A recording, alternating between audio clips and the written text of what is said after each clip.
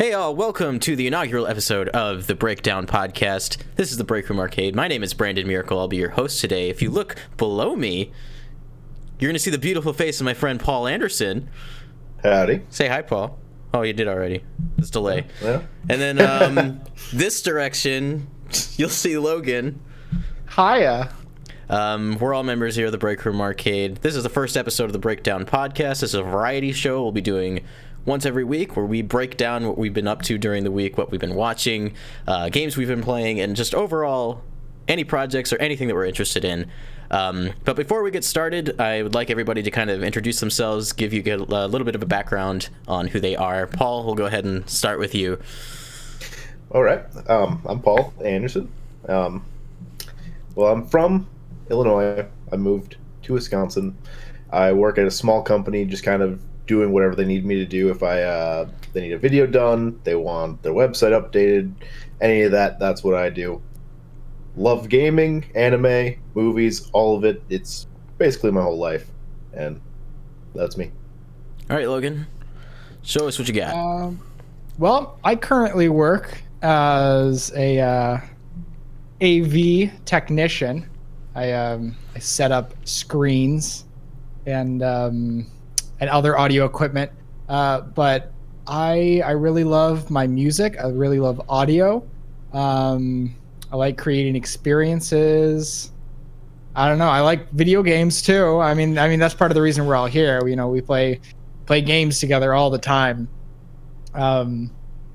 Yeah. So that's it. I don't know. And as for me, I was born up in northern Illinois in the same town as Paul. I've got about 9-10 years video experience. Paul and I actually started doing video together, making questionable quality machinima that are currently on the YouTube channel. If you go to the way back, you'll find them there at the beginning of the video list. I work at a local news station here in town, been kind of spreading my wings in the media industry. And, you know, just a couple days ago, you know, Paul was really inspired. He's like, let's do a podcast. And I was like, heck yeah, we're going to do a podcast. So that's how we ended up doing this here today. I'm a big Nintendo fan, if you can't tell from the background here. This is a Break Room Arcade set. I do a show in here occasionally. There's no schedule. Don't ask me about that.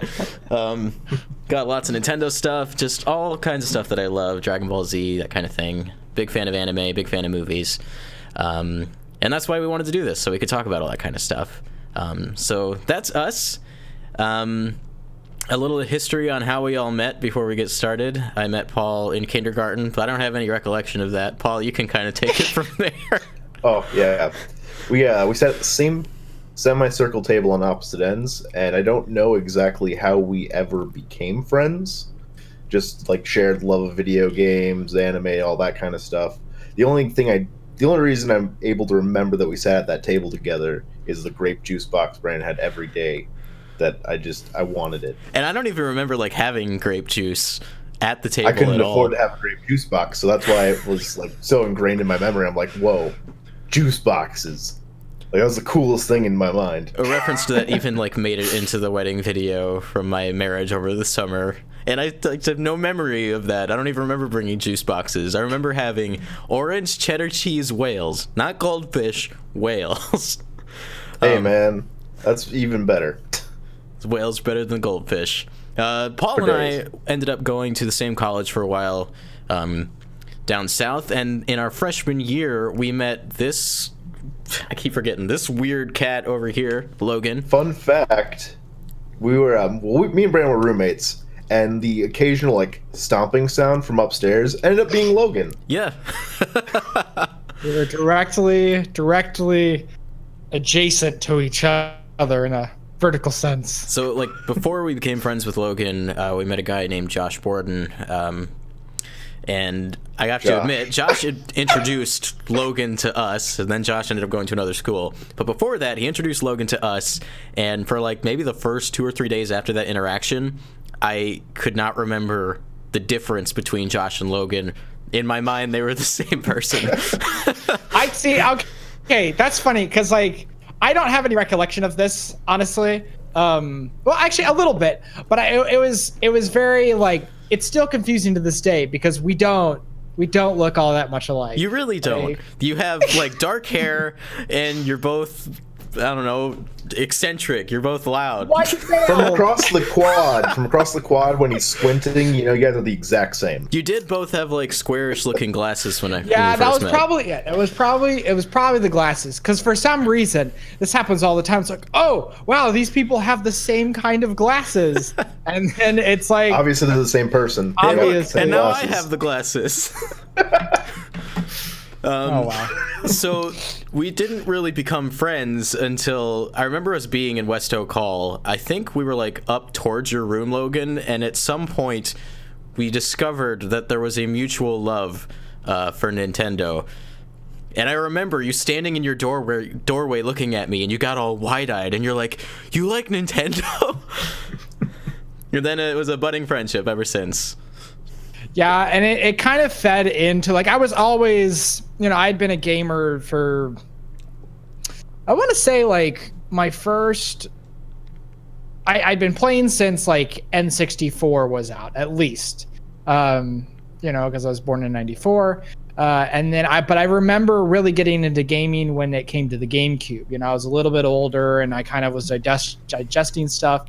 I remember my older brother went out and he bought a GameCube, and he got Pikmin, and I adore that game to this day. But yeah, like I was always kind of like on the cusp between casual and like a real hardcore gamer. And then I think once I got to college and I found other people who were really into the same stuff as I was, and then also encouraged me to branch out and play other games. That's when kind of like my obsession with gaming kind of took off, was in college. And well, there are certain games that I have hundreds and hundreds of hours in at this point, and that's definitely thanks to you guys.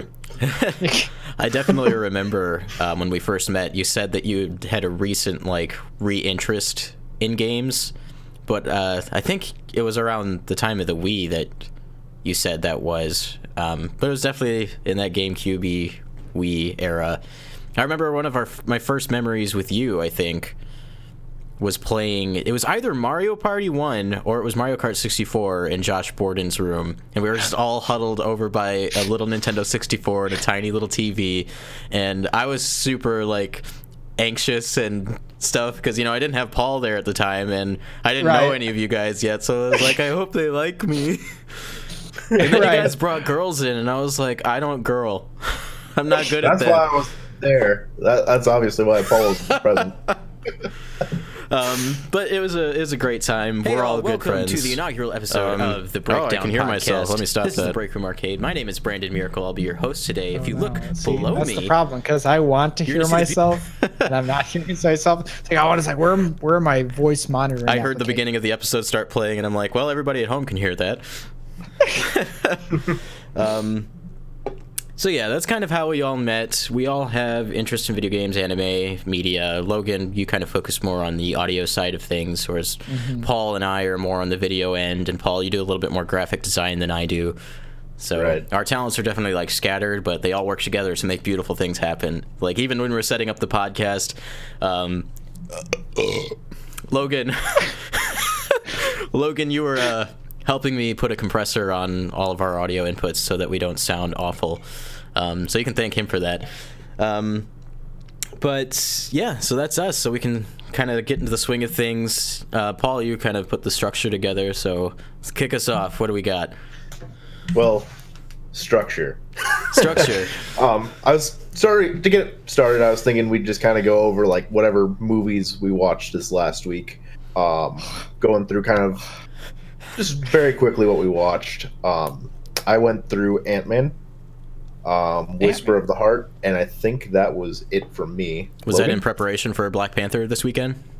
No. Oh, you just felt like watching it.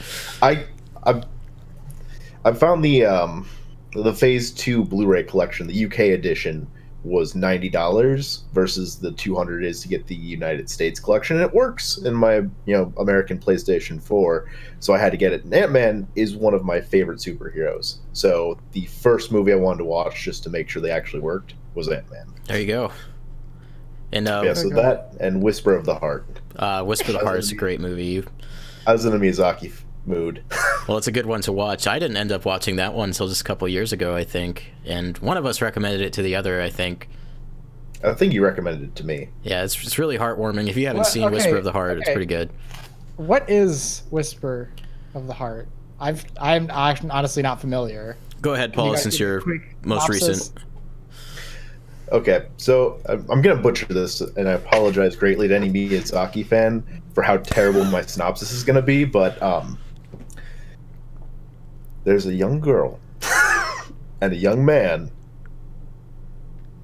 and they both it's kind of a coming of age story, I guess, is the best way to describe it.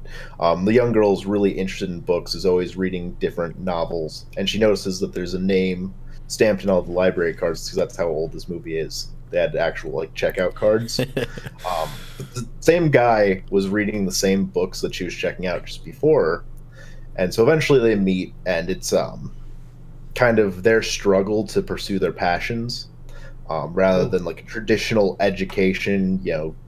Pass your entrance exams, go to a good college, and then figure out life from there. They knew what they wanted to do, and it's a matter of trying to break the societal norms to pursue their passions. Okay. Really heartwarming film. Okay, and you said it's a Miyazaki film? Or I don't know if it's Miyazaki directly, but it's Studio Ghibli. It's a Ghibli movie. Okay, it's a Ghibli movie. Okay, I'll have to put that on my list. I highly recommend it. Okay, And cool. Yeah, my wife really liked that one when we first watched it. It's really heartwarming. A lot of the Ghibli movies are really heartwarming. They just had like an offshoot company recently. I can't remember their name exactly, but they're the ones responsible for the Witch movie that just came out. Can't remember the name of it. I heard it was kind of par for the course and not really groundbreaking or anything, so I'll have to watch that Not one. every movie can be. No. I'll The probably one thing I'll watch say that and about tell you about it next week. the one thing I'd say about Whisper of the Heart, compared to like other Studio Ghibli films, when it's not directed by Miyazaki, sometimes like their pacing is weird, or like you'll get to the end and it'll just kind of like sneak up on you, like, oh yeah, that movie's over.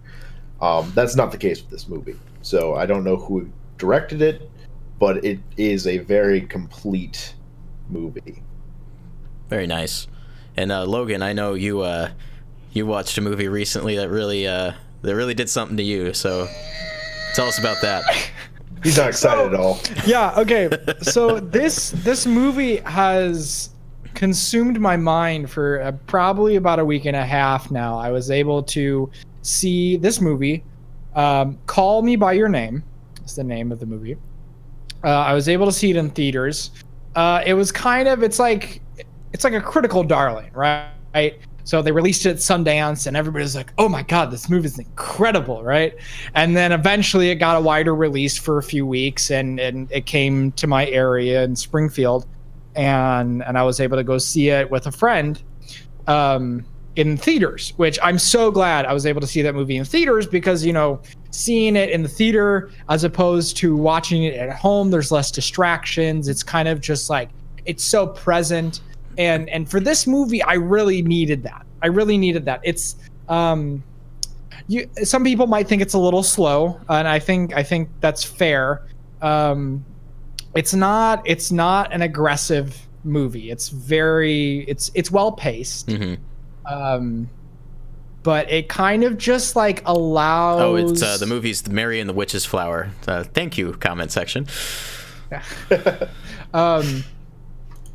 Where was I? Oh, so the movie it's paced well, and it kind of just allows the visuals to tell the story, right? Any good movie can just allow a scene to happen without much dialogue, and if you're careful and you're particular, you can pick up on different components. And I found that this movie did that particularly well with the actors in conveying certain ideas and feelings with just where they're looking, who they're looking at, and their expressions, whether it be blank or sad or something like that. And I don't really want to go too much into the actual story of the movie, because I think it's objectively better when anybody else can just sit down and they can watch it, because oh my god. Could you give us a little something? Because I mean, you've talked a lot about this, and you got me really interested, but I just don't know much about it. Okay, so a quick premise. It is a love story. It's about like a summer affair, right? And when I say affair, I don't mean anybody's cheating on anybody. It's a summer love thing. You know, it's a fling. It's fun. Between two different characters, two men, and one of them is the son of this like archaeologist, you know, and so he lives in Italy with his parents. His dad does archaeology and stuff, and it's the summer, it's beautiful out. And then a grad student comes to live with them to study with the father, right? And eventually that grad student and the kid of the archaeologist, their names are Elio. Elio is the child. And then the grad student's name is Oliver, and it just kind of tells this story, how they interact, and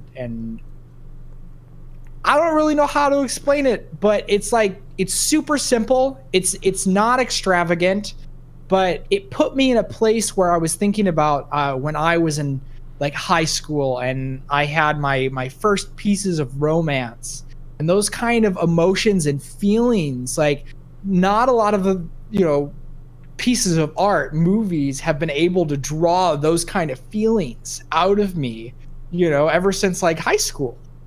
But for some reason, this movie resonated with me in such a way that it brought that out, and it did it so well. And some of the artistic choices and the shots, and it kind of just blew my mind.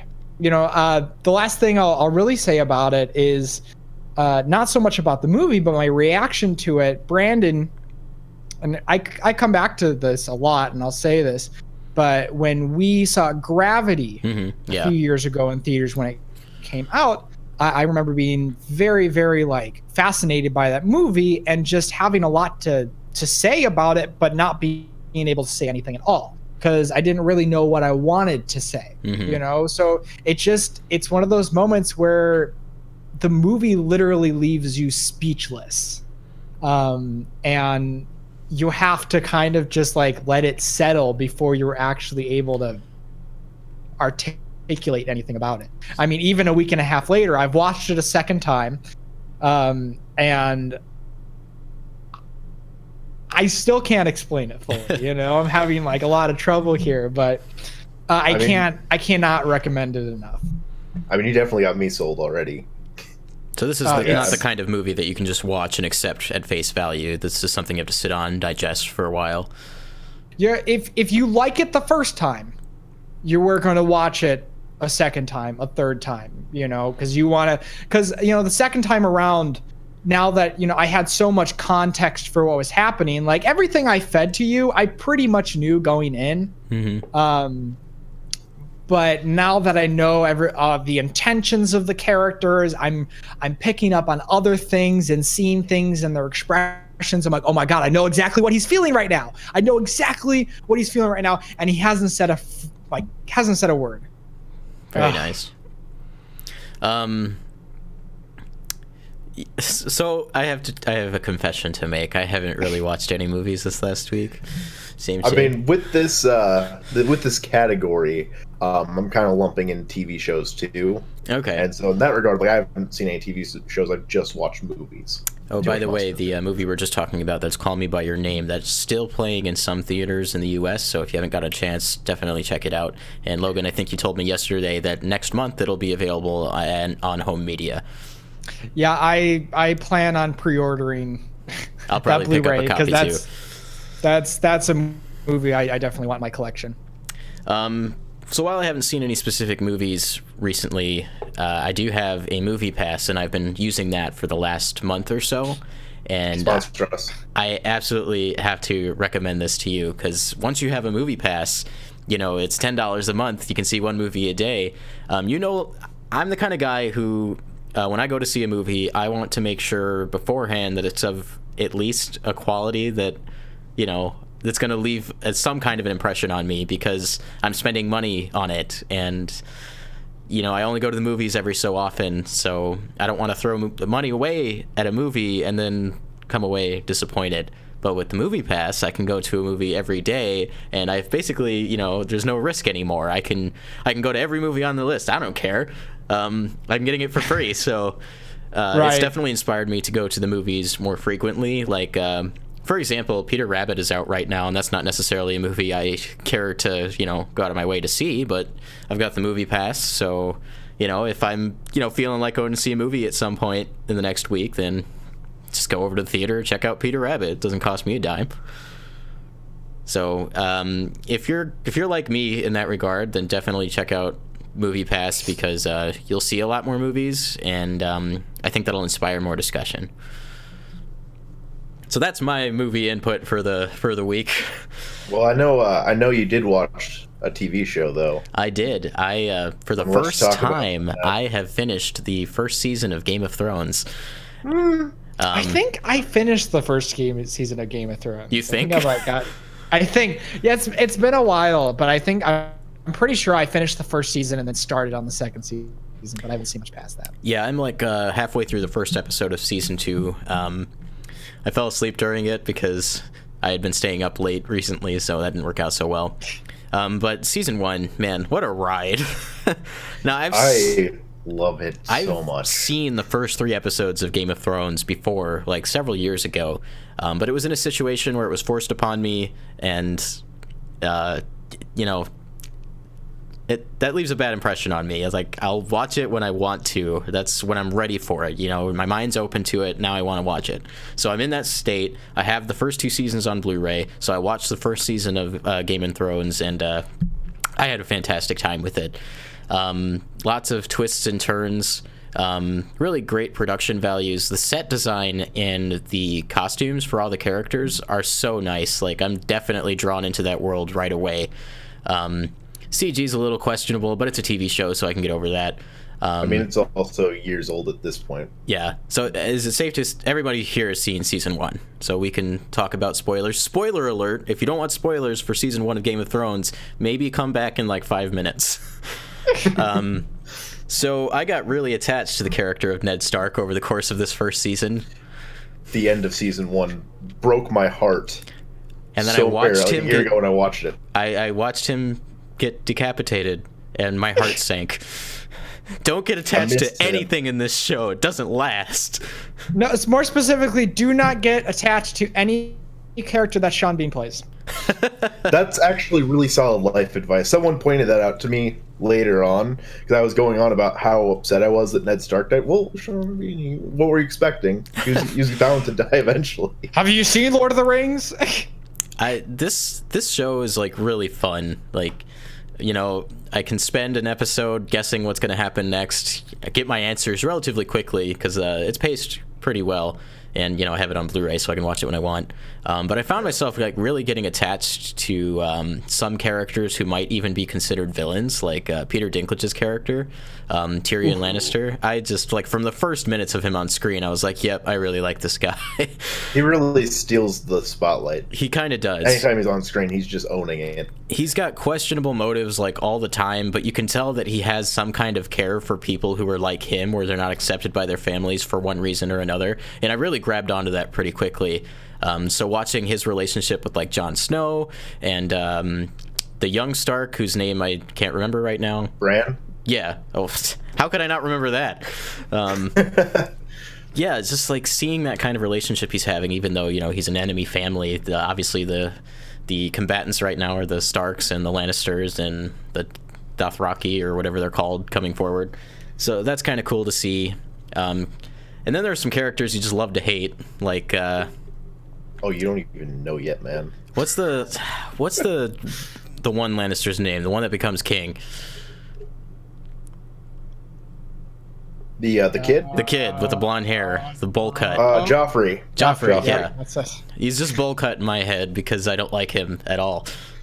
I don't even like the young Stark who is supposed to marry him because she's just doing everything he wants. Sansa's just not a good character early on. Because of that, though, I look forward to seeing how these characters grow and see what happens next. So much happens in season 1 of Game of Thrones that I feel like there's just going to be so much in more. Every episode. Yeah. It's like the fun thing is there's so many different like characters and you're getting a bunch of different perspectives, and because of the nature of the show where everybody's just always dying and they keep introducing new characters, like the dynamics are just constantly evolving. And so I think that's some of the like fun of the show, is just seeing how that changes and the sweeping of emotion just always changing, because oh man, I love that character and he died, or oh man, I hated that character and he died. I think the show handles its A, B, C, D story structure really well. I always feel like I've spent enough time with a character or a current situation before it moves on to another one. That's actually one of the only problems I had with Star Wars Episode 8. I'm not a hater because I really love that movie, but structure and pacing I think is one area that was weak in. But Game of Thrones, it's doing it really well. I hope that keeps up. Let me ask you this: now that you've finished the first season, doesn't it change like your whole interaction on social media now? Like we'll finish the first episode, and every meme just started to make sense. Yeah, winter's coming. For the first time, I know what that means. All the incest jokes. Yep. Well, I knew about that from when I watched it before. I didn't currently, winter is here, and I want it to go away, though. Yeah. So if winter could not like come again, we live in the Midwest. I'm ready for warmth. So yeah, I'm gonna watch Game of Thrones over the course of the next, few months, and I look forward to doing that. Definitely a good show. If you haven't watched it, check it out. You can watch it on HBO Now or HBO Go or whatever it's called. They're basically the same, but they're two different services. Based on whether or not you're subscribed to HBO, you get one, and then the other one is if you pay to subscribe just for the streaming service, I think. Weird. They know how to do business. I got to tell on myself here. So I have Amazon Prime, and Amazon Prime allows you to subscribe to channels like through its video service. Apparently, I had been subscribed to HBO for like 15 months and had no idea. It's been charging it to my Amazon store card, so I never saw like the payments going through. So I've been paying for it for 15 months, had no idea, and I didn't use it at all. Did you start watching something? No, I canceled it. I don't want to pay for it. Yeah, that's a lot. It's a premium service, so it makes sense. $15 a month. Right. I could see like being able to be like, oh well, I'm gonna pay for a month and watch all these shows and watch some of these exclusive movies or something like that, but like to have it like for like a long period of time, like I'm sorry, I don't have that much disposable income. Yeah, well, and Amazon Prime like buries the option to cancel it in its menus. I had to look it up on Google to figure out how to even do it. So beware. I was also subscribed to Amazon Strike, but I knew about that. But Amazon Strike is getting struck. What's Amazon Strike? Amazon Strike is Amazon's anime service to try to compete with Funimation and Crunchyroll. It didn't succeed. I see. I didn't even know about it. I subscribed to it to watch Scum's Wish, which was an anime that was recommended by Kotaku. Okay. I use Kotaku's. They do like an anime guide every season, and I use that to kind of figure out if there's a show that I want to watch, and that one really stood out to me. Haven't finished it yet. So yeah, I think that covers it for all of the TV shows and everything we watched. Does anyone else watch something? Or Dragon Ball? Nothing. Well, that was I kind of separated anime in my mind. Okay. Do we want to move into anime then? Yeah, I mean that sounds good to me. All right, Paul, let you kick it off again. Okay, so I finally, it's been on my list forever. I sat down and I watched Full Metal Alchemist Brotherhood.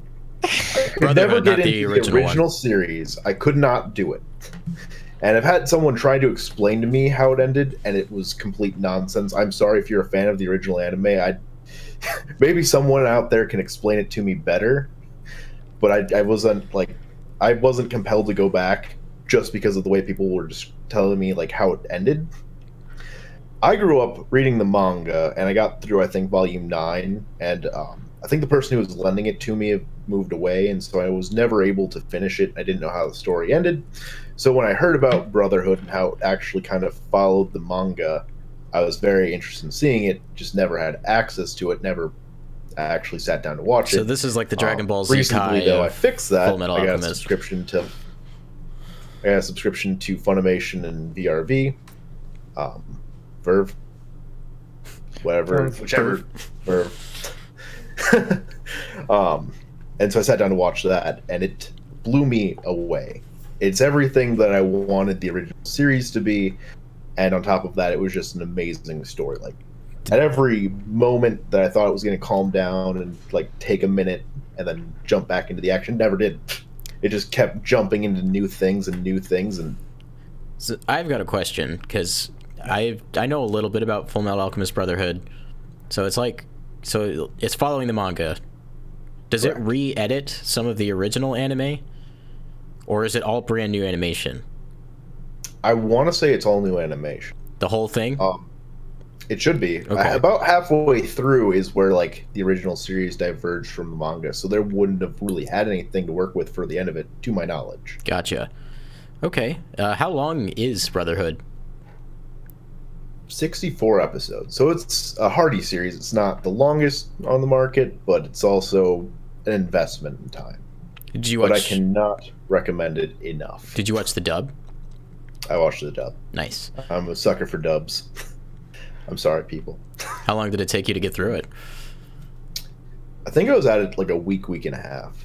Okay. I devoted a lot of time to it because once I do the classic like one more episode and then I'll go to bed, and then 12 episodes would pass. We've all fallen into that trap. I can't remember the last time that happened with a show. Honestly, the last significant time I remember that happening with a show for me was when I binged 99 episodes of Dragon Ball Z Kai. I'm so happy you did that. Yeah, it was a formative experience in my development as a human being. So, Paul, if you could describe Fullmetal Alchemist Brotherhood in one or two For those sentences. at home that didn't, just a description of it, or like the synopsis, or Your feelings of it, I should say. How do you feel about it? Your feelings. this is a tough one because like it shattered my expectations. I knew from the manga that like it would be so good, and it just managed to keep breaking those expectations. It just kept growing and growing and surprising me, and man, to some degree, I know this is like a weird statement, or it's really hard to kind of pick up on this if you hadn't like watched it. But towards the end, it really started to remind me of Naruto, which is, I mean, it came first, so I can't say that like it was copying Naruto, but there's certain things about it that just reminded me a lot of Naruto. Did Naruto come first? Because I think Fullmetal Alchemist was ahead of it. Yeah, that's what I'm saying. I'm pretty sure like Fullmetal Alchemist would have ended before the Naruto manga would have ended. Okay, yeah. Okay. How did you watch that on a streaming service? Yes, Verve. I Verve. always go VRV. Was it through Funimation's channel? Yes. Okay, so if you want to watch Fullmetal Alchemist Brotherhood, you can do that on Verve or through Funimation's channel on Verve or through Funimation directly. Good times. So I have been watching Dragon Ball Super since it premiered back in 2015, and this last week or two, Toei Animation made a very sad announcement that Dragon Ball Super will be concluding next month at about 130 some odd episodes for this run. It's been a good run. It's been also a rocky run, but if for those of you who aren't caught up, the whole like last section of Dragon Ball Super is just top notch. Maybe not always in the writing department, but the animation's there, the fighting's there, and it's fun. It's what you want out of Dragon Ball. Now, despite the news of the anime ending, we did find out that there's a movie coming in December. Ooh, the 20th Dragon Ball movie. And Toriyama's dropping some hints. Sounds like it might be about the original Super Saiyan. So that's cool. That's a story we've never heard before, Bardock special. That's a story we've never heard. We know nothing about the original Super Saiyan. So I'm definitely excited for that, and I assume that they're canceling the anime so that they can put all of their development time into the creation of that movie. So if that's the case, I'm okay with it. And on top of that, Hiro Mitsuru, the Japanese voice of Bulma, who's been Bulma for over 30 years, recently passed away. Very sad. They had a memorial service for her in Japan. She's also done some other bigger characters in Japanese anime. I can't think of any off the top of my head, but Bulma is obviously the number one. They recently got her replacement. They officially announced her replacement. I don't have the name on me, but she's been in the anime industry for a long time. And what that tells me is that they went so far as to replace Bulma's official voice that we're not done with Dragon Ball. So after this movie, it's not over. They wouldn't have taken the time to find her replacement if they didn't plan on making more. Personally, okay, so I have only been watching the dub. And that's fine. So we're not haters here. Right. So instead of being like 100 and what episode are they on currently? Like 128 or 29. Hi, Alex. Yeah. So instead of being that far, I'm like on episode like 44 or 45 or something like that. Oh boy. And they visited certain things already in Super that I feel like they're building towards something eventually, and I don't know what else they could do in between then. I also don't know what the last few arcs are going to be like exactly. But I think we're getting to a point, and you guys probably would definitely know this better, that Super, the name and in concept, has kind of run its course. And so if they were going to continue on, especially with the idea that Goku just gets stronger and he gets stronger and he gets stronger and faces like more powerful enemies, and we're at the point where where do we go from here? And so yeah, we say that because Dragon Ball has always had this theme of the world getting bigger. When we first stumble upon Goku, he's lived in the forest all by himself for the majority of his life after his grandfather Gohan passed away. And then he meets Bulma, and they go to the city. So now Goku knows the forest, and he knows the city. And then he sees, Emperor Pilaf's castle, so he sees the desert, and he sees more of the world. And then when we get to Dragon Ball Z, we go from the world to space. And we go from space to planet Namek. And then we go from there to the afterlife. And we go from the afterlife to the world of the Kais. And we go from the world of the Kais to, hey, there's 12 universes. So what's next? 2 realities?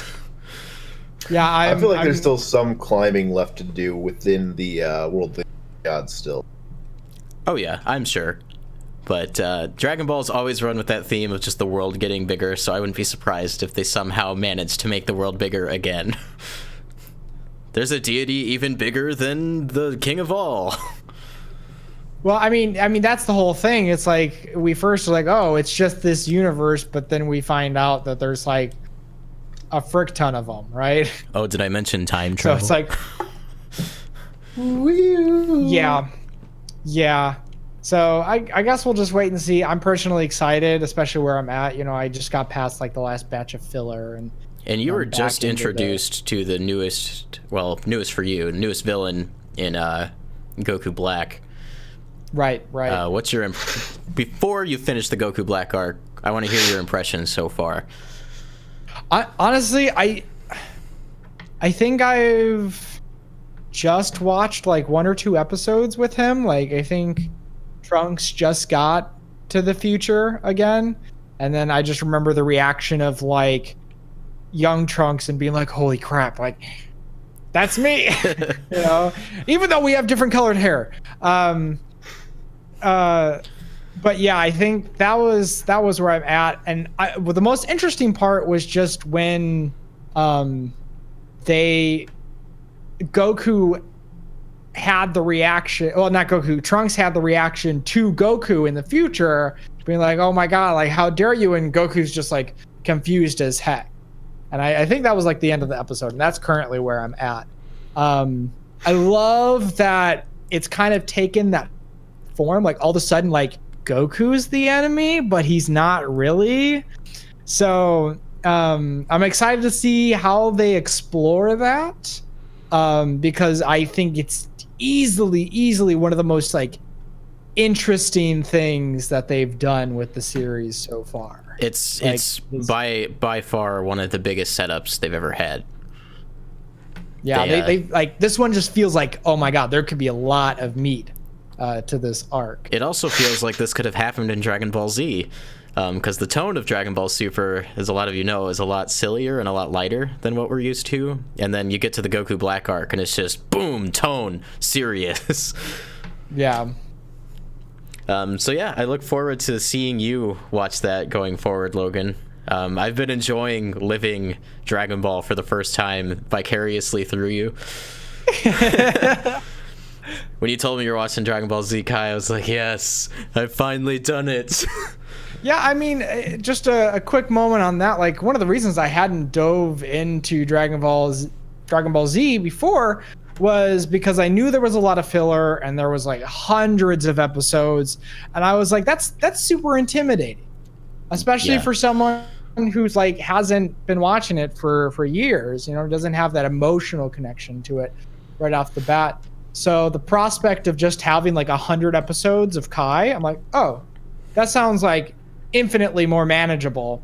And then after I finished those 99 episodes of Kai, I went back and I watched the original Dragon Ball. Much like how most of Americans experience Dragon Ball for the first time after Z. Right. So, you know, I'm definitively a fan now, you know?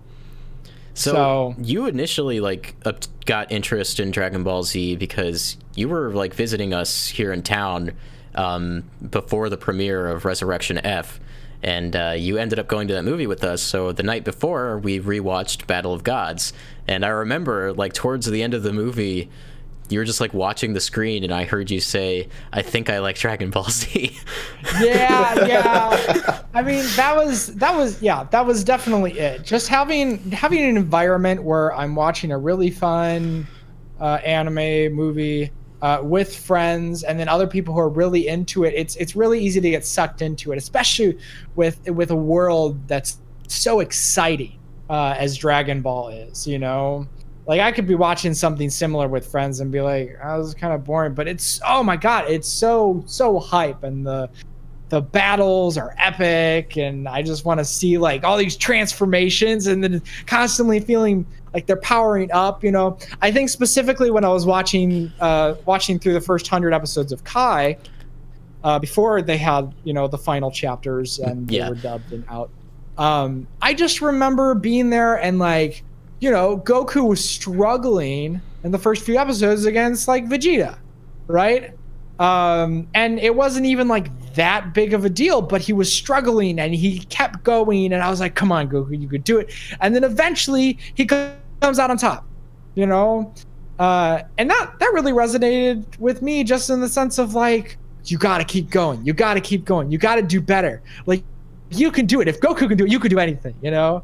And I don't know how that doesn't resonate with an individual like that. That's definitely not unique to me, but it felt personal and empowering. Really. Exactly. Yeah, that's one of the reasons I've loved shonen anime growing up, specifically like fighting shonen anime, because you see your hero get backed into a corner, and then suddenly by some miracle he transforms, obtains new abilities, and then he can take the bad guy out.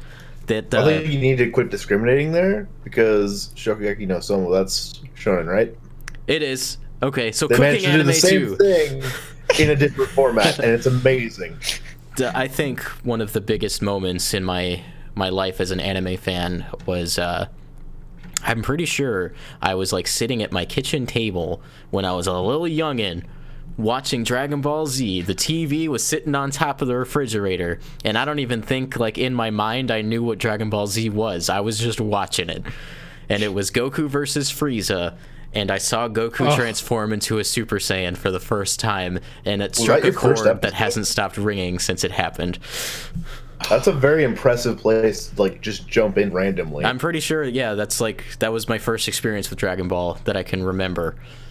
Iconic. Absolutely iconic. I can't imagine, like, if that was the first thing I saw. I had no prior knowledge of even the existence of Dragon Ball, and just being thrust into this moment where Goku and Frieza are just, like, going at it.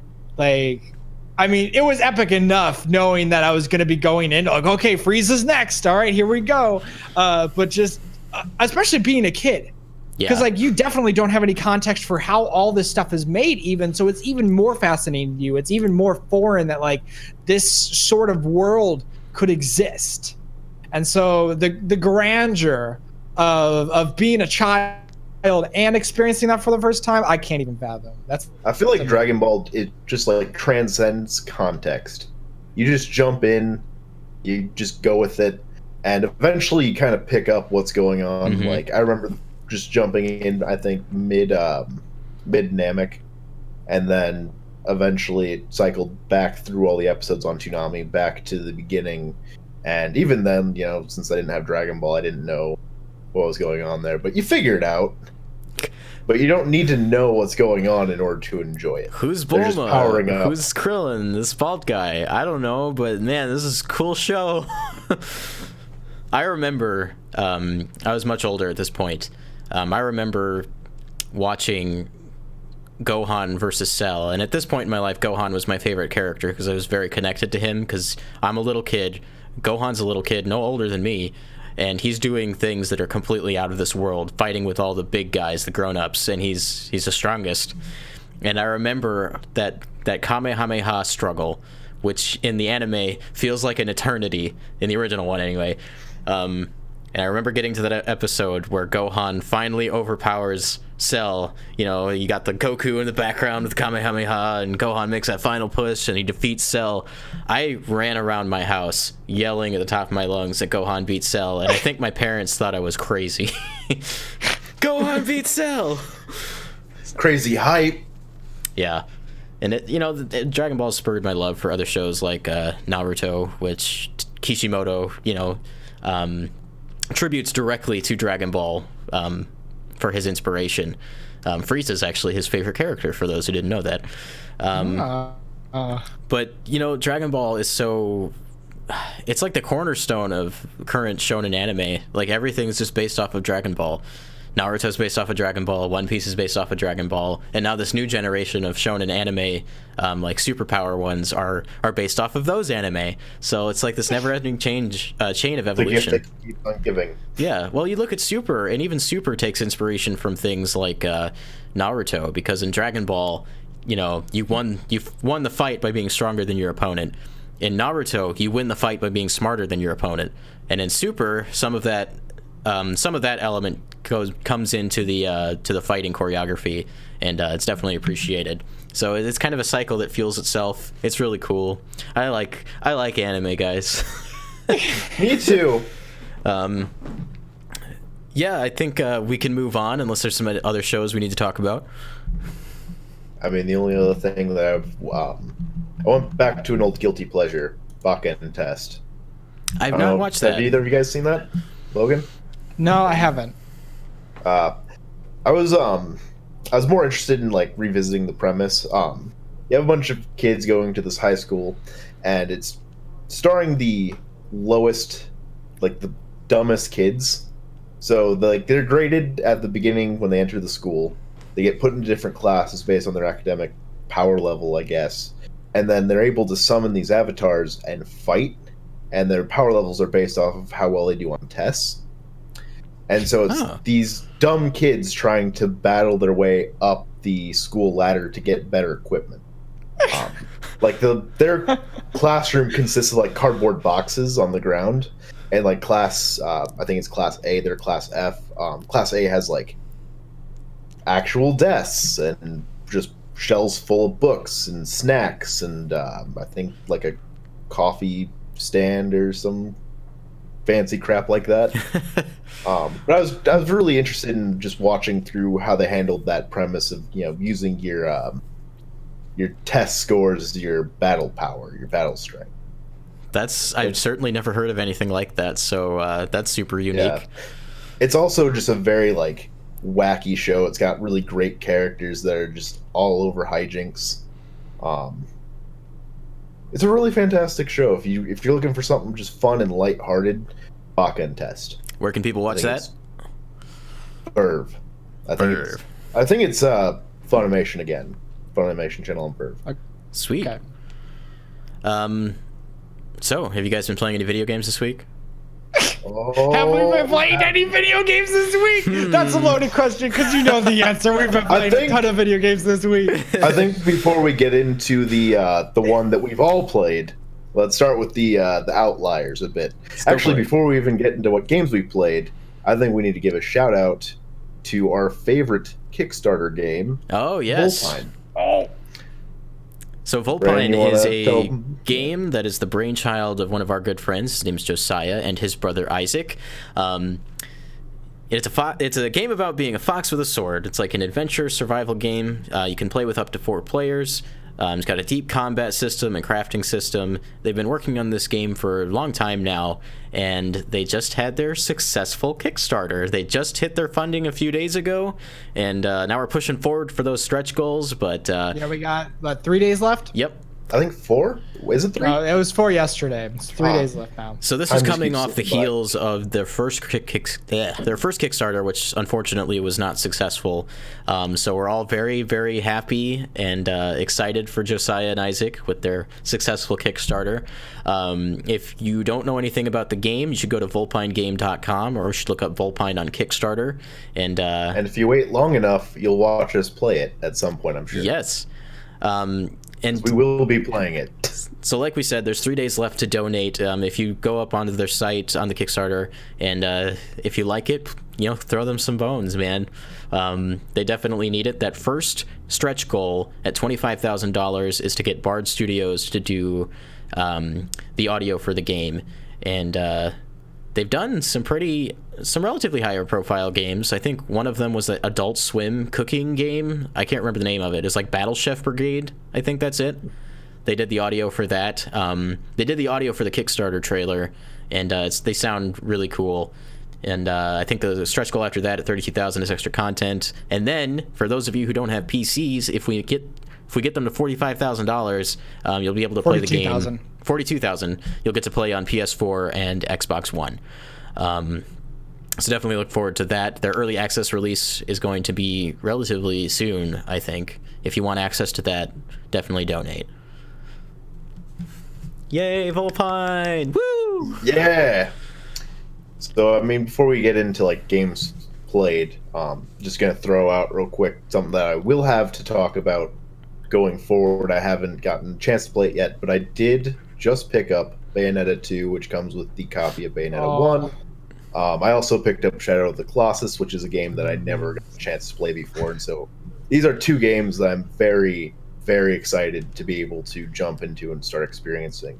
I played Bayonetta 1 and 2 for the first time, I think it was last year or maybe the year before, and I had an absolutely wonderful time. Bayonetta is full anime. It does whatever the heck it wants, and it's fun from start to finish because you really don't know what's going to happen next. It's just crazy. There's this one guy who supplies Bayonetta with all of her weapons and supplies, and he's got a head made of steel. I watched a rock fall on this guy's head and it just broke in half, and he didn't even flinch. That's the kind of fun and ridiculousness that can be had in Bayonetta. I'm really excited to play it. After everything you've told me about it, I could not hit pre-order fast enough. I was inspired to play Bayonetta 1 and 2 thanks to her inclusion in Super Smash Brothers. It's a great way to be inspired to play as any character, play any of their video games, because you kind of want that history and backstory. But I'm very happy that Bayonetta has found a home with Nintendo, and that Bayonetta 3 will be Switch exclusive coming sometime probably next year. if you haven't played Bayonetta 1 and 2, it's out on Nintendo Switch now. You get Bayonetta 2 in the cartridge, or in the case on a cartridge, and then you get a free download for Bayonetta 1. So do that. What else you got, Paul? The only other pickup recently was Into the Woods, which again, something I haven't really gotten a chance to play yet. But it's downloaded onto my Switch, and I'm definitely probably gonna sink some hours into that after I get through Celeste, which is also a recent pickup. For those Heard who a lot don't of good know, things about Celeste. Into the Woods All is of it is true. Into the Woods is a narrative-driven game. Some people would call it a walking simulator. It's more like a point-and-click adventure. It's pretty serious from what I've been told. So if you're into that kind of thing, definitely pick that up. And Paul, you've been having make me feel some type of way. You've been feeling some type of way with Celeste. I've been hearing from you. Oh boy, have I! Everything that I've heard about it, which is just nothing but praise, has been spot on. The thing that really got me to decide to pick up the game was, for those who don't know, it's a precision platformer. When I found out it had an assist mode, which thankfully I haven't used yet, I'm not quite that terrible at it. Respectable. But there's different types, different ways to apply the assist mode. There's slowing the speed down. There's I think you can't get hurt, infinite jumps or extra dash, a double jump, I think, and I want to say those are the 4. Can you apply more than one assist at a time? I haven't tried it yet. But that's I think you can only do one at a time. I mean, any of those I think can really change the game depending on how you need it adjusted. Well, that's a really nice feature for a lot of gamers who might not be as skilled as others, and especially in a game like this, because from what you've been saying, Celeste is a narrative-driven game. Yes. And, I mean, I haven't gotten too deep into the story yet, but the story has definitely started resonating with... it deals with heavy subject matter, depression, that sort of... Mental illness. Yeah. Going into the gameplay a bit more, it's hard. It's very hard. But it's the thing that really sold me was that it doesn't bash you if you're not great at it. If you don't do phenomenally from the get-go. Learning and adapting and slowly overcoming these things is a very big theme in the story. And so as soon as you miss your jump or you die, you instantly respawn back at the start. And there's not a lot of very long segments, so usually you just got to clear a very quick room, and then it saves, and so you just keep starting back at the beginning of the new room. It's definitely progressive. Yeah, the handful of times where you have a long stretch are really difficult, but it's also that much more rewarding when you finally get through it. Very nice. But I cannot say enough good things about this game. If you have a Switch, you're looking for, a little something to play, Celeste. I will definitely take you up on that recommendation. I think here in the next couple of weeks I'll probably pick that up because, I've been playing platformers my whole life, and that definitely sounds like a good time. You picked up Golf Story too, didn't you? I completely forgot that I picked that up. Celeste was just way up here, and I mean, I've been interested in playing Golf Story. I don't know as much about it, but I took your recommendation for Golf Story, and I decided, well, I was paying for all these other games, could sneak that in there. There you go. Play Golf Story if you haven't. We'll talk more about that once Paul's played it. And once we finished it, I mean, I've had it since it launched, and I'm probably over halfway through the game, but it's I don't know. I go back and forth between that and other games. And then, of course, there's the other game that recently released that's just taking up all my time. We'll get to that here in a second, because I've been playing more than just that this week. A couple days ago, I started Dragon Ball FighterZ. This game is awesome. If you haven't played Dragon Ball FighterZ and you're a Dragon Ball fan, you're missing out. One word of note, this is a real, deep fighting game. So if fighting games aren't your thing, just maybe be cautious. Try it at a friend's house. Maybe rent it first. But the game is really accessible, so there's not a huge skill barrier there. What was that, Paul? Even I was able to enjoy that. I didn't think I'm not really great at very technical fighters, but just playing the beta, I was able to go through like their demo, and after I kind of started picking it up, it's a really accessible game, like you were saying. So it can still be fun even if you're not really great at fighters. Yeah, so like it uses inputs that you might find in a game like Street Fighter, where you're doing like a quarter circle with a button press and then you do a Kamehameha, but it's never any deeper than that. You're never doing anything more than a quarter circle. You do a quarter circle one way, a quarter circle the other way, and you combine that with a couple different buttons, and those are all your special moves. They're really easy to access. So yeah, I've been playing the story mode. The story mode is actually original for the game, which is kind of cool. It takes place after the Goku Black arc in Dragon Ball Super, so this is the first game that canonically takes place during Dragon Ball Super. Why did it take so long to get here? Unfortunately, it doesn't have any characters beyond the Goku Black arc, so if you're looking for certain characters that you might want in the game, you're not going to have that right away.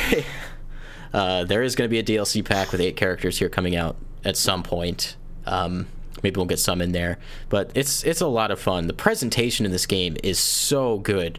It's like manga frame perfect. Like, it looks like you're playing a 2D game, but all of the game's models and everything, it's all rendered in 3D. But just like the way things are animated, it all looks 2D. I've even seen some pictures of like of Teen Gohan doing his Kamehameha ultra attack, and somebody like moved the camera around and got like a back angle view, and what they're doing is they make Gohan's hand like super big. So when they're doing like these dramatic camera angles, they're actually making his hand bigger to the model when they're rendering it. So they're doing like all these crazy techniques and things to make the game like really flashy. You need flash when you're playing Dragon Ball games, because otherwise it's not a Dragon Ball game. It's the first time in a while we've gone back to playing a Dragon Ball game on a 2D plane. You know, the Xenoverse games, the Tenkaichi Budokai games, those are all 3D arena fighters, so it's nice to kind of come back to basics after so long.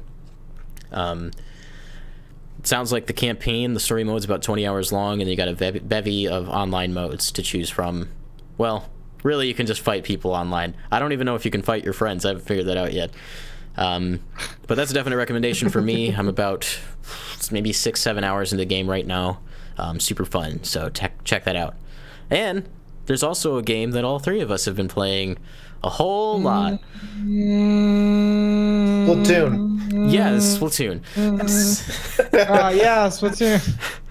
I mean, technically, we are going to be playing that tonight, I'm sure, or at some point this weekend. Splatfest is this weekend, so we'll probably be playing that. Oh, I totally forgot about that. Yeah, I'm gonna have to invest. So this game has been taking over our lives for like the last couple weeks. It actually convinced Logan to go ahead and buy his own PS4. He bought the game before he had a PS4. That's how much this game means to us. This is Monster Hunter World, and we're Monster Hunter fans. Oh boy. Oh man, so Monster Hunter World, otherwise known as Monster Hunter 5, this is the 5th generation of Monster Hunter games. There's the box right there in all of its glory with the flagship monster, Rathalos, right there. Monster Hunter... But he's not the real flagship monster. Well, no, but he's the flagship of the series. He's the flagship monster of my heart. There you go. So Monster Hunter is an online, cooperative, 4-player hunting experience. So it's like an action RPG. You're in these big, beautiful, lush worlds, and you're given hunting targets, these big old monsters that look like dinosaurs that you have to slay, and then you carve off their parts, you slice off their tails, and then you make weapons and you make armor out of them, and it's the or best... in simpler terms, you hit it with a stick, and then you make a bigger stick to hit it again. The best gameplay loop ever made. Rinse and repeat, and it doesn't get old. I'm like 122 hours into my game right now. I think I passed 108. 75. It's nothing to feel ashamed of, Paul. And this came out like the 26th of January. So we're like little over 3 weeks, almost 4 weeks into it. Yeah, it's crazy to even think about that. It's gone by. All those hours playing Monster Hunter makes it pass real quick. Yeah, we don't really care that much for Monster Hunter. You can probably tell we're apathetic about it. No, Monster Hunter is a bad game. You shouldn't play it. I don't like it at all. 122 hours in, it's a bad game. 0 out of 5 stars Steam review. But it had nice water. does have nice water. So this is the first Monster Hunter game we've really had that has taken advantage of really, powerful HD hardware. So we're seeing these monsters for the first time in like their most beautiful HD forms, with really cool rendering techniques and shaders and Yeah, I really like how that has affected the way they went about like the design of the game, specifically the visual design and the ability to make these like really, really, really big and grandiose like hunting areas. And like there's plenty of these monsters that have like a ton of fur on them, and they have such great detail because they weren't really able to get that across with the previous games, because the last game that was on like a home console was on the Wii. Wii is not very powerful, and then like the last few games have been on the 3DS, which obviously don't really compare to the PS4. We did have an upscaled right version of one of the games on Wii U, but that doesn't compare to what we're dealing with right now. Yeah, it was more just like everything looks a little clearer. There's more, but they didn't do a whole lot to it. Right. So Monster Hunter 4 Monster Hunter World is currently available on PlayStation 4, and on Xbox One. I'm pretty sure exclusively in America on Xbox One. I don't think they released it on Xbox in Japan. It's coming to PC later this year. For all you PC fans, you are going to get your game. Don't worry, it's coming. And for you Nintendo Switch fans, sorry. I mean, let's not rule it out yet. I mean, 10 years down the road, I do think we're going to get 10 years. We're going to get some kind of Monster Hunter experience on Switch that is new and original for Switch. I think that's happening. But Monster Hunter World, whether or not we get a rendition or edition of that on Nintendo Switch, that's up in the air. So if you want to get in on the experience, you're either going to have to buy a PS4 or Xbox One or wait for it to come out on PC. This game's really fun. Oh boy. So, and accessible, which isn't always the staple of Monster Hunter. Yeah, they've done a lot of work to make the game easier for new players. They simplified a lot of things. In previous games, like if you were taking a healing item or if you were gathering something, you'd have to sit there and wait for the animation to play out. And that was kind of a core part of the gameplay, was knowing how long you were going to be stuck in that animation and budgeting out time during the battle for it. So if a monster like diverts its attention away from you and you have low health, now it's time to heal. But in Monster Hunter World, you can run while you're drinking your potions. It actually behaves very similar to Dark Souls, I believe, in that regard. That's the only comparison I'm making to Dark Souls. By the way, there's probably more you could make, but I'm done right there. No more. There's probably more you can make, but yeah. More importantly, they are very different games. Yes. They share a lot of the same DNA. And Monster Hunter came first, by the way. Oh boy. I actually, now that you mentioned that, I can't remember having to stop and heal. Yeah, that's something we used to have to do. Now the new game has taken over, and just in my mind, I've always been able to run and heal. And on top of that, they've made a lot of information that previously would have to rely on wikis for, just accessible right there in the game. You know what monster weaknesses are, and all that kind of stuff. App. Yeah. So they've. Yeah. What's that? The game feels like modernized. Yeah. You know, in all the best ways. Obviously, I don't really care for all the modern tropes in gaming. But there are certain things that design-wise, how they structure the information, how you access it, it makes the experience that much more rich, because you don't feel like you're fighting the systems in the game. No. You know, it's still very much an animation-based game. Like, you have to wait on these different animations to take place, specifically when it comes to like whatever weapon type you're using. It's kind of grounded in realism in that regard. Like, you're not going to swing a big old sword immediately when you press the button. You have to take time to pick it up and then heave it over your shoulder. So you got to account for that kind of stuff.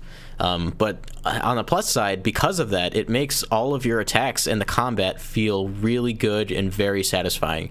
So when you pull off like a big hammer swing on a monster's face, you're like, man, I had to plan to make that happen, and I did a lot of damage because of it. So Monster Hunter is a very rewarding experience in that regard.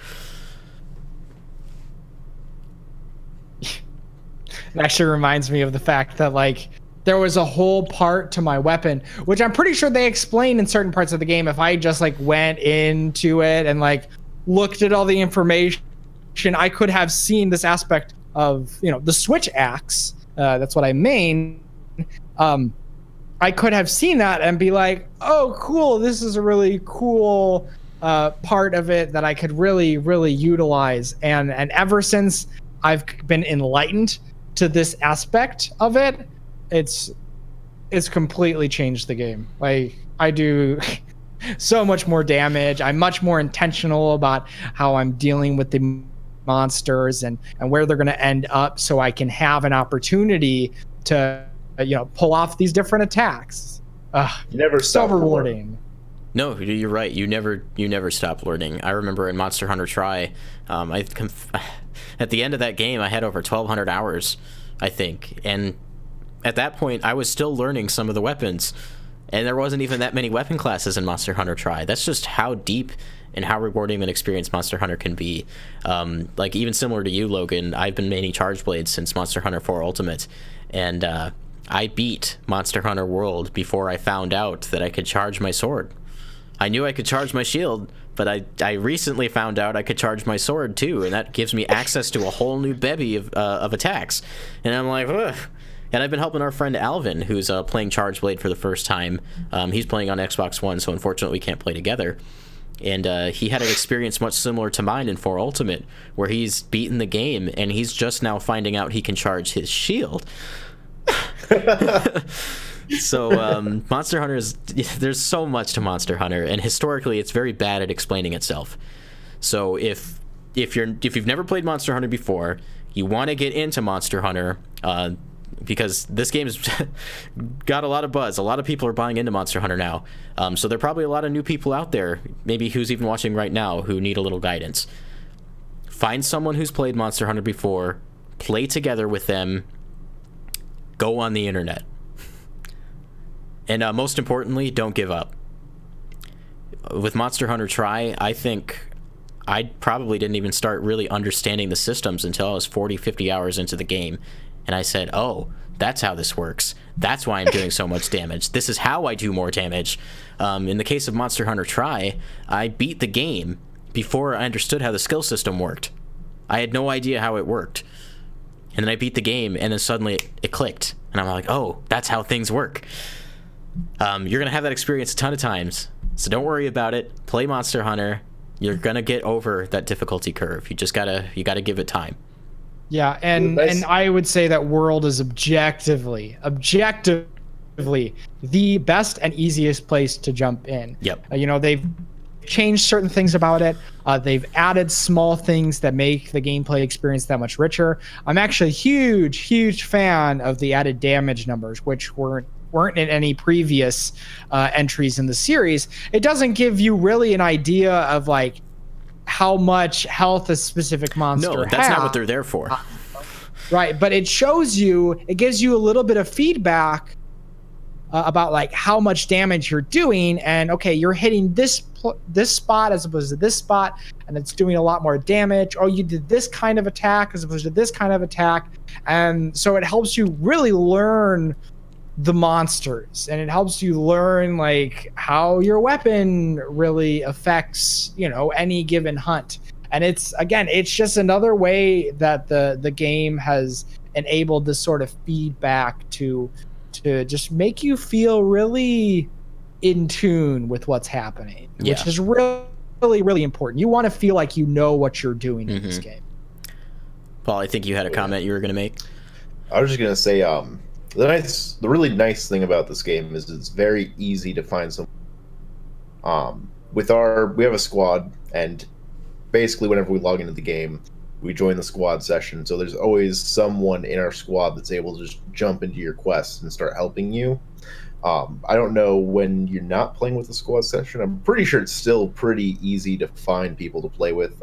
They have the SOS flare option. So if you're in the middle of a quest and it's too much for you, you can shoot off an SOS flare and hopefully someone will come to your rescue. So it's very easy to get that cooperative experience online. Yeah, don't go into this game expecting to play by yourself the entire time. I'm not going to tell you that you're playing the game wrong, because I don't believe there's a wrong way to play Monster Hunter, but I think one of the better ways to play Monster Hunter is to play with a group. That's the way it was designed. That's the reason that the series exists, is to have a cooperative experience with friends, to learn together. You could play with a veteran who's been playing for hundreds of hours, and at some point you might end up teaching them something that they don't know. So definitely stick it out. It's so worth it. If we hadn't put in those like initial 30-40 hours into Monster Hunter Tri, we probably wouldn't be playing the game right now. Think about that. Oh boy. We've played Monster Hunter Tri, Monster Hunter Tri Ultimate, Monster Hunter 4 Ultimate, Monster Hunter Generations, and now Monster Hunter World. This is one of my favorite video game franchises of all time, and like I said, we're not biased. If I hadn't gone over that learning curve, I would have never gotten here.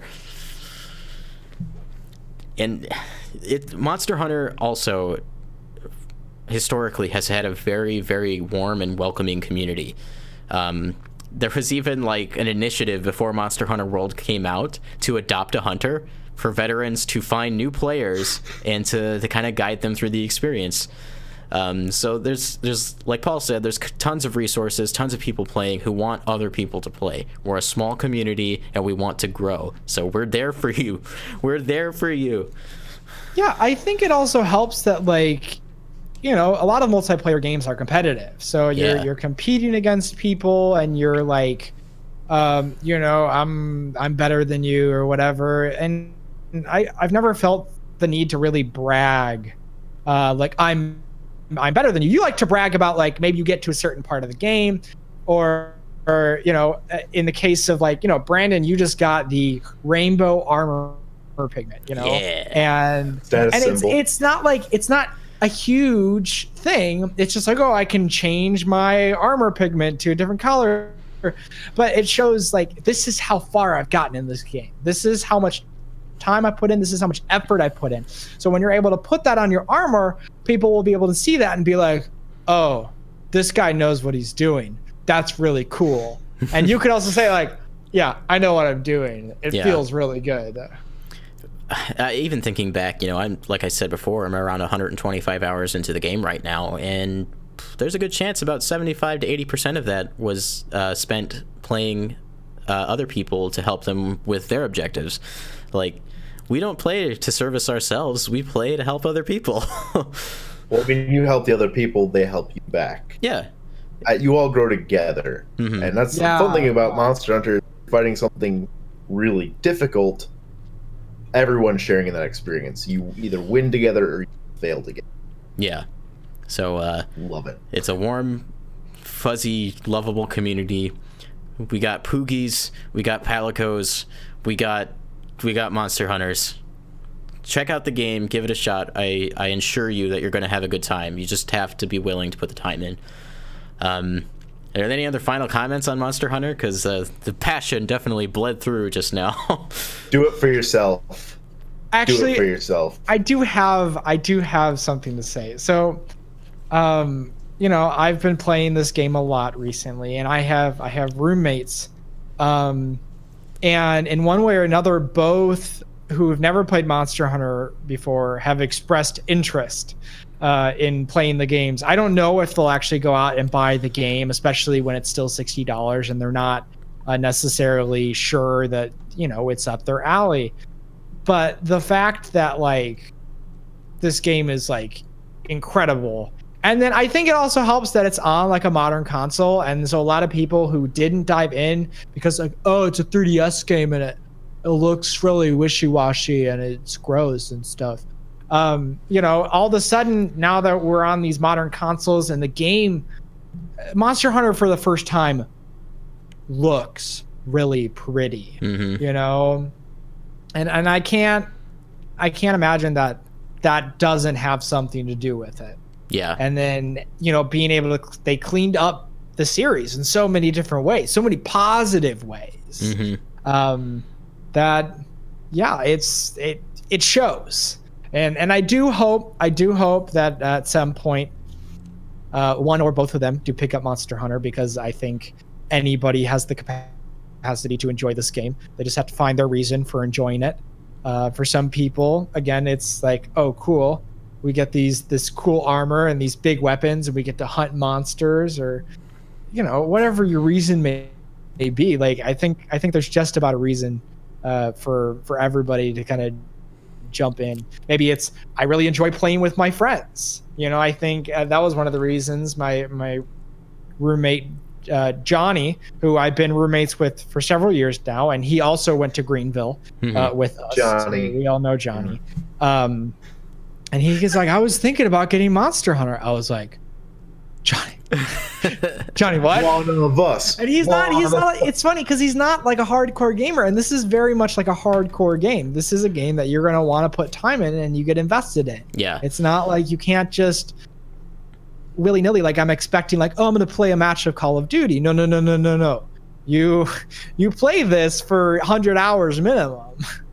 So if you're looking for a game you're gonna get your money's worth, and also it's heavily cooperative. It's so much fun to know a bunch of people who play and just be able to hop in and just be talking for like a few hours while you're hunting these monsters. It's so great. On top of just the feedback loop or the gameplay loop in Monster Hunter, it also serves, like, for us specifically, we are all spread out, like, here in the Midwest. None of us live in the same place, so we don't get to see each other very often.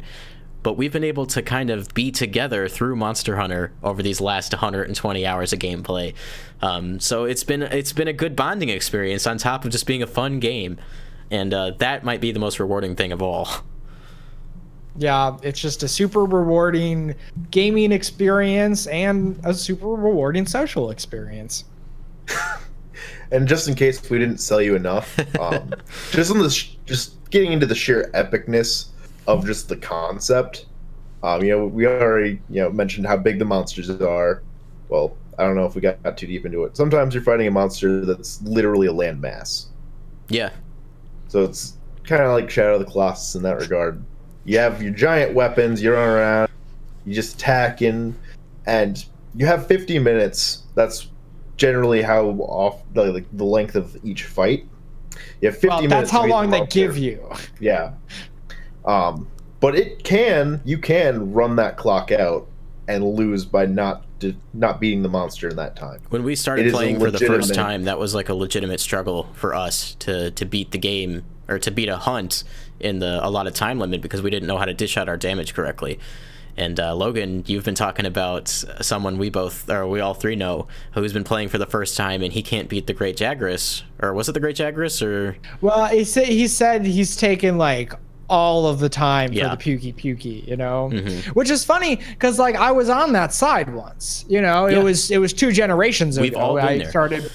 I actually, my first Monster Hunter experience was Tri, but I bought it used like years after launch. And I started playing it, and I was like, what the heck am I doing? I don't know what I'm doing. And I didn't have anybody to play with. This is even before I knew you guys. It was just a game that I bought used. But then I remember going to college and being able to play Monster Hunter 3 Ultimate on the 3DS, and just having a lot of coaching from you guys, and you guys filling me in on what I was doing and encouraging me to try different weapons. And that's when I found the Switch Axe. And then I haven't really branched out since then. I think I might get to a point with World that I've built everything and I've done a lot of things, and then I'm just going to start building other types of weapons. But yeah, now I find myself in a similar situation where somebody I know is like, this is my first Monster Hunter, and I'm really struggling. And it seems so unbelievable to me, but it's not unbelievable because it's a hard game. We're really accustomed to it at this point. So when we hopped into World, we already knew what we were doing. We just had a little bit of a refresher because it's been a while since Monster Hunter 4 Ultimate came out, or Generations on the 3DS. And so we just kind of had to grind our gears for an hour, and then we were back, And we even had a bunch of new stuff to learn. Monsters. Yeah, we had to learn the new monsters because they're different, they're new. A lot of the systems had changed. There's new systems that we had to learn. But thankfully, we didn't have to learn all of that on top of already learning like the base game. We already had an idea of the base game. So for us, we just had to, kind of stretch our stretch our muscles a little bit, and then discover all this new stuff that this game has to offer. You're gonna spend probably thousands of hours discovering things in Monster Hunter. So do yourself the favor, pick up the game, hack away at it until you start figuring it out, and I guarantee that you're going to have a fun time. At some point in that process, you're going to start having fun. Yeah, you might struggle depending on what kind of game you are and how apt you are, because some people will just pick this up faster than other people. But you will fail a lot, and that's okay. And it's disappointing when it happens, but that makes the victories that much sweeter. You know, when you're like, I failed this. But then all of a sudden, like, you do better on a fight. You've learned something. You're avoiding their attacks. You're getting in more damage. And all of a sudden, like, you slay a monster. And you're like, holy crap, I did it. I friggin' did it. And then you move on, and then you discover that there are harder monsters in the game. Oh, boys. It's been fun chatting Monster Hunter. Always is. We should probably move on. What's next on the docket here, Paul? I think video games was it. Unless we can go into some little free area right quick if there's anything else. Well, I mean, I think I do want to express some thoughts on a few other games that I've been trying to play. Go for it. So because I bought a PS4, I had bought a few PS4 games because, again, I'd been playing on Johnny's PS4 previously, but then once Monster Hunter, I'm like, this is going to take up a lot of my time. I can't really rely on using somebody else's PS4. I really have to have my own PS4 for this. So in addition to that, I have purchased a few other games that I've been interested in for a while. One of them is Bloodborne, which is a PS4 exclusive. And I knew getting into it that it was going to be really difficult, and I haven't played a ton. I think in like another save on somebody else's PS4, I put in like 7 hours, and even in that, I didn't make it very far. And actually, one of the reasons I was able to digest that game is because I was familiar with Monster Hunter. And they're very different games. But I'll say this time and time again, Bloodborne is from the same developers as Dark Souls. And shares a lot of the same DNA. And I do think that they share a lot of the same DNA as Monster Hunter. Because, like, just the idea of having, like, this third-person action game with different weapon classes that all have different combos, and you have to figure out how to approach like enemies and monsters. It's very, very similar in that way. That's why I picked it up. I'm not sure exactly how much I'm going to enjoy it. I will definitely have to get more into the game before I really enjoy it, but I definitely haven't regretted the purchase, especially since I bought it used and it was nice and cheap. The other game that I tried getting into, that I'm still trying to get into, and this one seems like I might not enjoy it as much, it's Dying Light. And this is from Deep Silver is the publisher, and the developers Techland. They're the developers of another zombie game previously, Dead Island, and I enjoyed Dead Island a lot, honestly. Just it's a first-person like RPG zombie game, heavy on the melee combat, modding weapons, upgrading them, and just beating the crap out of zombies, right? And so I was kind of anticipating like more of that with Dying Light, but it does stand apart from it. It's a lot less heavy on the combat as it is on just traversal. So there's a lot of like speed running aspects. Not speed running. What am I worried? Free running aspects. Just being able to like climb up onto buildings and then jump off and just getting around really quickly. Just that way, and that really appealed to me, especially it did enough to differentiate it from Dead Island, which I really enjoyed. But that being said, I'm not very far into the game, but I haven't found a point in which I've really been drawn into the game or the gameplay or the story. So I'm still looking for something to grip me, and it hasn't quite done that yet. And I'm hoping that it does. I'll be very disappointed if it doesn't, and I just feel like I can't finish the game because I'm not enjoying myself.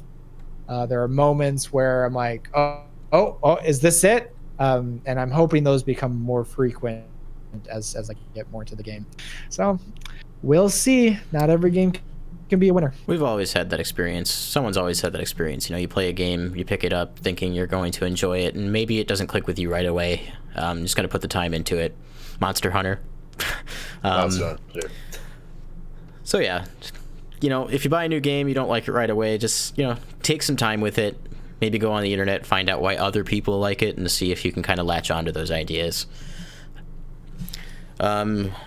Anything else in the video games department, gentlemen, that isn't news related?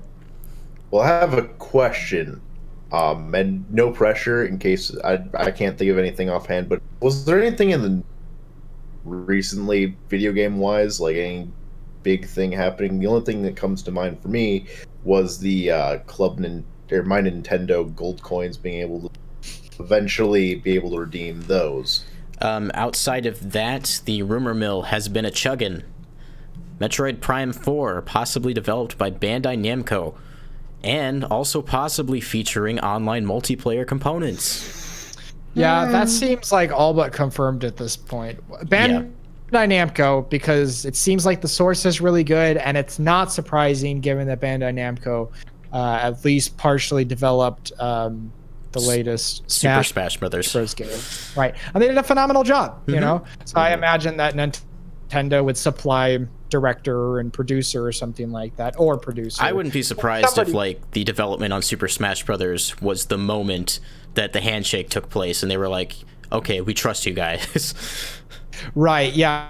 I know they did a really good job, and again, Nintendo being involved in that process, especially for such a high-profile game, you know it's going to turn out well anyway. And with a really, really solid developer, like it's a guarantee that this game is bare minimum going to be a good game, if not a great, maybe even legendary game like the original Prime is, you know. And then in terms of the online multiplayer, I would be very disappointed if there wasn't an online component to this game, especially in terms of, like, I don't know, maybe it's co-op, maybe it's competitive, maybe there's both. What I am looking forward to, though, is you know, whatever type of game modes that they could cook up. You know, you just you made my brain turn on for a second there when you said co-op, because I know it's relatively unpopular, but Metroid Prime Federation Force is a Metroid Prime 4-player cooperative experience. What if that ended up being a supplementary mode in Metroid Prime 4? Would you guys be interested in something like that? Yeah, I think I would be. I think if they were able to tell like a separate side of the story, that would be a really gripping, like a B story. Yeah. So when games do co-op, most often when I think that's a really compelling component to any game is when either it is a core component of the game, like Monster Hunter, right? That game is very easy and scalable, and it makes a lot of sense. So like, oh, let's all go hunt a monster. And then some games feel like they just kind of throw co-op in there. Like there's no really advantage to having like a bunch of people there. So I kind of question why there's a co-op mode there, other than the fact that you just want to play with your friends, which is nice enough. But I love when they really think long and hard about co-op experience. And the tippy top, the best intentional co-op experience I've ever had, save Monster Hunter. Portal 2. I'll buy it. Portal 2. I knew that was coming. So they have the single player story, which is fantastic, right? And then they have a completely other narrative with completely different characters and a really, really good interactive 2-player puzzle experience where the puzzles require those 2 people. It's not just 2 people like, oh, I figured it out, so I'm going to do this and you do that and we'll get it done faster. No. Like, you need to work together. It's required. So if I saw co-op in a Metroid Prime game, like a mainline Metroid Prime game, I'd want something really, really compelling where I felt like I would want to just play the single player, because I'm anticipating something from that single player experience from Metroid Prime, specifically Metroid Prime, because it's all about atmosphere. You're always like alone. You're a bounty hunter. You're solo. So when they did Federation Force, I was like, okay, I'm intrigued, even though it didn't seem like that well received. I haven't looked up much in the game, but obviously it was enough there where they were like, this is worth doing. And so maybe they can take that and they can figure out what they did wrong, and they can craft a really compelling co-op experience for Metroid Prime. Hi to Michaela's grandpa, by the way. There in the comments section, you can see it right here. If you comment, you'll see your message right here. So if you want to get our attention, we're watching. Yeah, I tend to agree with you there on Metroid Prime 4. I don't want them to tack on some kind of cooperative or even like a versus multiplayer experience. If they're going to put something in there, I want them to put the time into it to make it a compelling experience. Of one game I can think of off the top of my head that just kind of had multiplayer tacked on, and not to discredit this game, because I had a lot of fun playing this multiplayer, and that's New Super Mario Brothers Wii. The multiplayer, I think, in that game is the definition of being tacked on.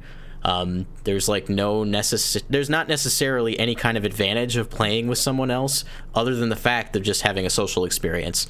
Paul and I actually co-opted that game from front to back. We 100%ed it together. There are some small things you can do in that game together, like one guy can pick up the other, and then you can reach heights that maybe you couldn't reach before. Small things like that, but nothing that's like super required as far as multiplayer is concerned.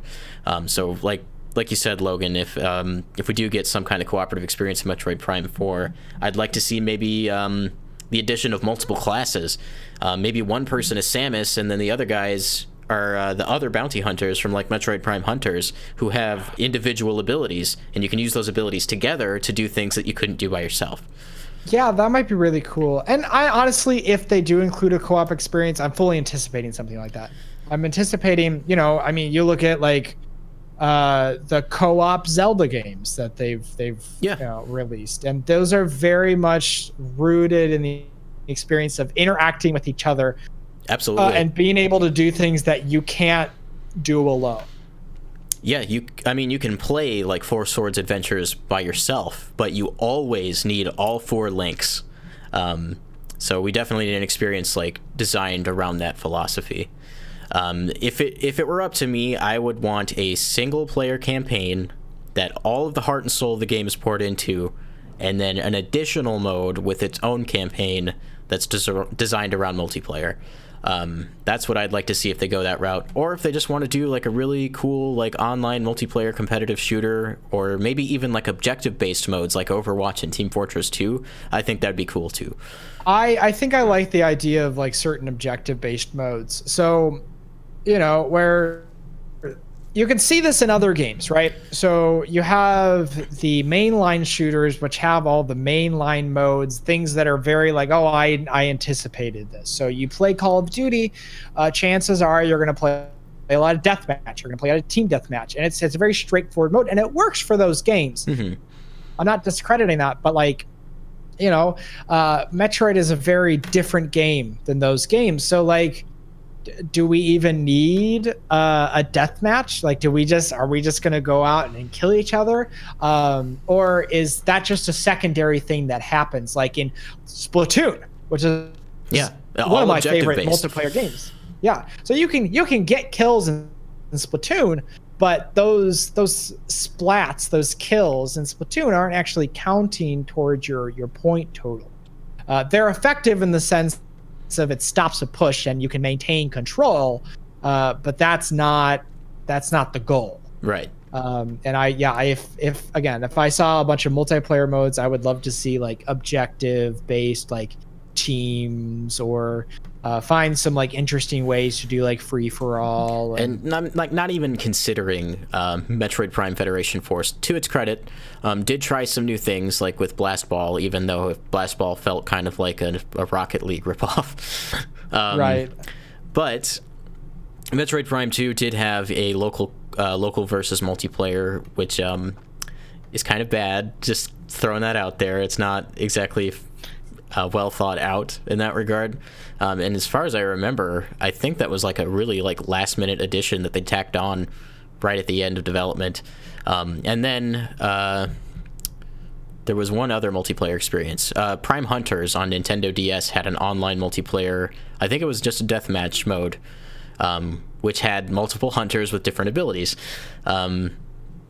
So it's not as if this isn't something they've done before. There's other games that they have tried this with, so obviously they're trying to make it work somehow. Maybe this is the game Nintendo wants to be like their hardcore multiplayer shooter. And, you know, they're if this is being developed by Bandai Namco, they're handing it to a developer who's got experience with that. They've done this before. Nintendo hasn't, so, you know, I can fully anticipate this being something that actually happens this time and is good. I'm very excited for Metroid Prime 4. I would not expect to see that game till next year. If we got it as a holiday title this year, that would be fantastic, because right now they have not really announced that one killer app for 2018. But right now I'm expecting that to be Pokemon in the holiday season. If it is Pokemon, that'd be great. It's a great game to launch with the Switch Online service coming out in September. But we don't know yet. Why don't we make that a topic for next week? We'll talk about Nintendo in 2018 next week on the show. What we think's going to happen, what they're doing, what they've talked about so far. We got E3 coming up here really quick. Like, it's sneaking up on me. They've already laid out the ground floor plans, so it's on the way. Oh gosh. Yeah, it's like this constant cycle of like, E3 comes and we're like, oh, cool, E3, and then it goes away, and then we blink our eyes and you're like, oh, E3's almost here. Like, you know, like I remember when you're a kid, your life revolves around either Christmas or your birthday. Like, oh, I'm about to turn 10 years old. Oh man, I can't wait till I'm 11. And you know, we've gotten older, and now it's like, okay, E3, it's every year. It's always, you know, in like June or July or whatever, and it's like, what are we gonna hear? The nice thing about E3 is you always get games to help carry you to the next E3. Yeah, and adds a bunch of new things to look forward to in between. And as I've grown as a gamer myself, and even you, Paul, now we play games as well on PlayStation as we do on Nintendo and PC. So now we have more outlets for games. So, like, if Nintendo Switch does go through a drought, I've got another console that's also getting games that I can play on now. Be a multi-console house. If you got the money, do it. You'll always have a game to play. I think Nintendo's been handling their game output pretty well, though, so I don't actually anticipate that Nintendo Switch will be really experiencing a drought. We didn't really have anything in January this year, but February we got Bayonetta 2 and 1, albeit being a port. A lot of people didn't play Bayonetta 2, so you might as well call this a new game. I know the port debate is like really out there right now for Nintendo Switch, and we might make that a topic here in the future as well. I think we got to give Bayonetta a pass because nobody owned a Wii U. Exactly. Well, that's what I'm saying. Yeah. There's a lot of ports coming this year for games that, quite frankly, nobody played. And they're good games. That's the main thing. Bayonetta 1 and 2 are fantastic games. Donkey Kong Tropical They're good Freeze, games, good game. Brandon. So yeah, we might make the port topic something we discuss in a future episode. So come back next week. We're going to talk about the future of Nintendo in 2018. I think that'll be our headlining topic for that week. You'll also hear the games we've been playing, the experiences we've had, the movies and TV shows we've been watching. This is a variety podcast, mostly centered on media and entertainment. So we'll figure that out as we do more episodes. Yeah. Any final comments before we kind of close out the show here?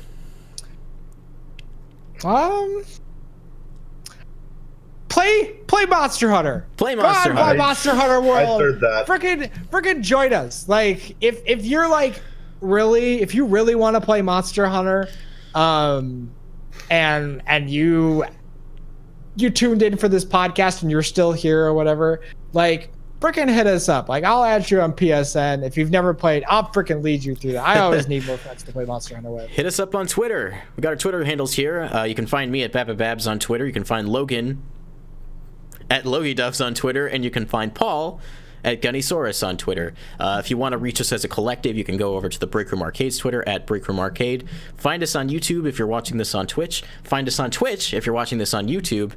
And in the future, we might even start hosting this show on our Facebook, also at the Breakroom Arcade. We also have an Instagram account. We've got lots of accounts.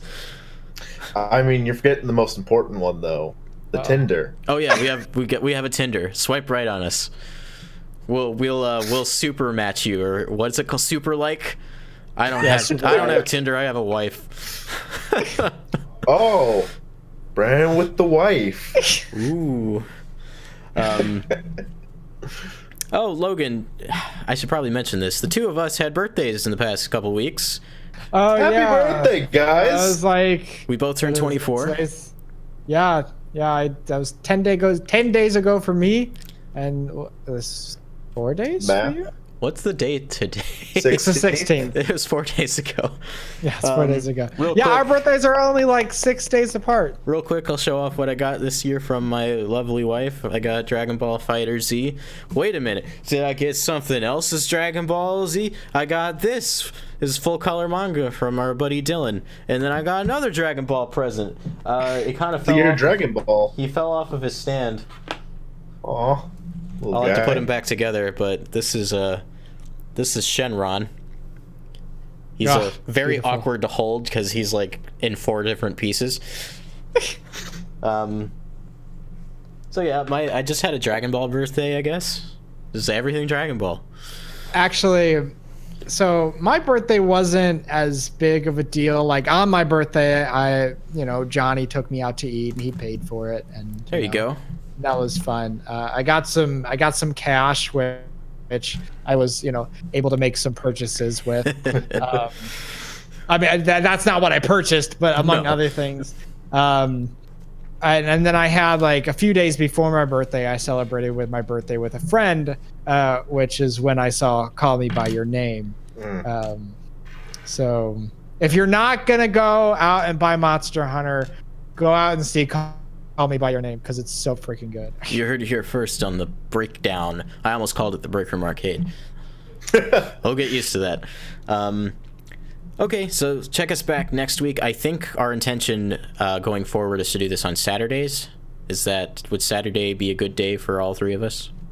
Generally, yeah. yeah. Okay. So yeah, we'll aim for Saturdays. As soon as we lock down a permanent time, we will let you guys know that on our various social media channels. Next week, like I said, we're talking about what's that? Time. We might not want to set it out as a permanent time. Just commitment. A general time. Yeah. Subscribe to us on our various channels to get updated when we go live. This will remain on the channel on YouTube, so you can watch it if you missed it. Join us back next week. We'll talk the future of Nintendo. We'll probably talk about Black Panther. Paul and I are definitely seeing that this weekend. Logan, if you get a chance. I actually plan to see it with Johnny here this weekend. Awesome. So next week we'll talk about Black Panther, what we thought about that. Go Yeah. to the Twitter and tell us what you've been up to. I'm going to read the script that Paul put in here. Hold on. So that's what we've been up to. What about you? Tell us what you've been playing, watching, listening to, etc. Hit up our Facebook page. Hit up our Facebook page and our Twitter at Breakroom Arcade. Catch up with us directly on Twitter. Brandon at Babababs, Logan at LogiDoves, Paul at Gunnysaurus. This has been the breakdown on the Breakroom Arcade. Check us out next week. We'll see you soon. Bye bye.